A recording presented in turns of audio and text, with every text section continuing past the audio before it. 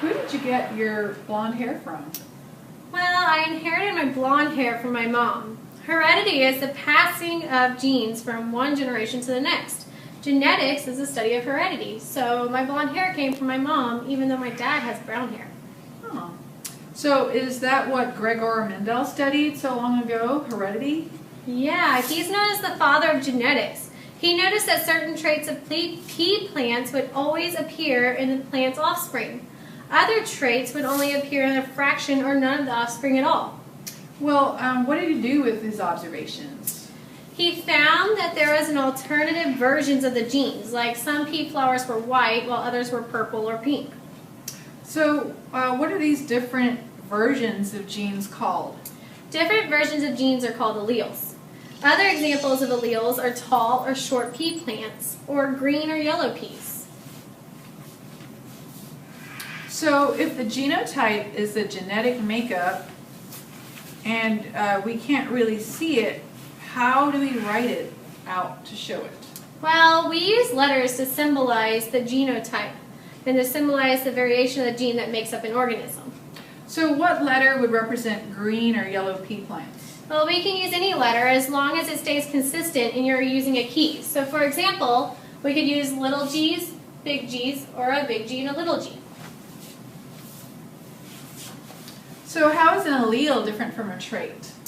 Alleles are the variations of a gene. Traits are how the alleles are expressed or shown. So my blonde hair is the expressed allele for that trait. And then that trait is what the letter is. So in this case, for G for green plants, that would be the trait. And the allele is the options for that trait.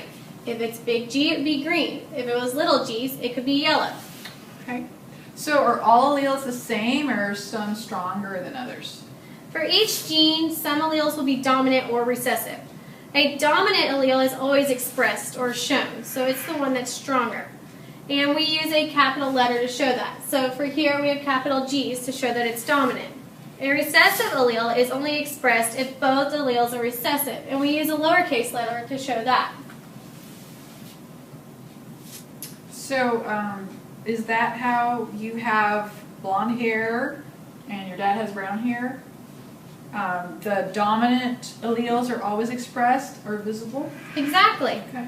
All genes have two alleles. If both alleles are dominant, then the trait is called homozygous dominant. If both alleles are recessive, then the trait would be called homozygous recessive. Homozygous dominant will always be expressed with two capital letters, while homozygous recessive will be two lowercase. So if both alleles are recessive, then would that be homozygous recessive?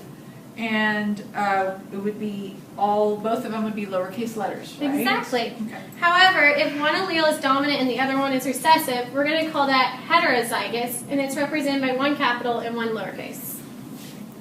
So does heterozygous describe the genotype of the organism? Yeah, the alleles determine the genotype, which is the genetic makeup of the organism. The genotype then determines the phenotype or physical appearance of the organism. So genotype is the letter, and phenotype is the physical look of the organism. And the genotype would be GG, while the phenotype would be green. Exactly. Gregor Mendel was an Austrian monk who lived from 1822 to 1884. He studied pea plants and is considered to be the pioneer in the field of genetics. Gregor Mendel's ideas are still being used today. Being colorblind, having blue eyes, or freckles are inherited traits. Mendel studied these characters in pea plants: plant height, pod shape and color, pea shape and color, and flower color. Mendel studied plants that had purple flowers, and he crossed them with plants that had white flowers. He noticed all the offspring had purple flowers. In that first generation, he took two plants that had purple flowers and crossed them, and ended up with plants that had purple flowers and plants that had white flowers. So the characteristic for white flowers was hidden in that first generation, but it showed up in the second generation of flowers. Here we have dominant and recessive. On a homologous pair of chromosomes, notice the alleles for flower color. Here we have an allele for purple and an allele for white colored flower. The Punnett square is used to determine the genotype of the offspring in a cross involving one contrasting trait.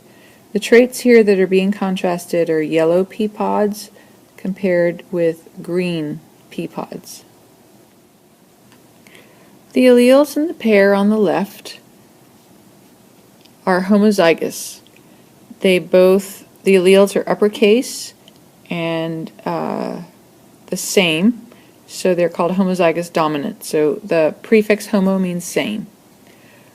The pair on the right is heterozygous. The alleles are heterozygous because they come in two different kinds, uppercase and lowercase. Uppercase A and lowercase a. Hetero means different. So the pairing of this heterozygous chromosome with the other would be indicated with an uppercase letter next to a lowercase letter.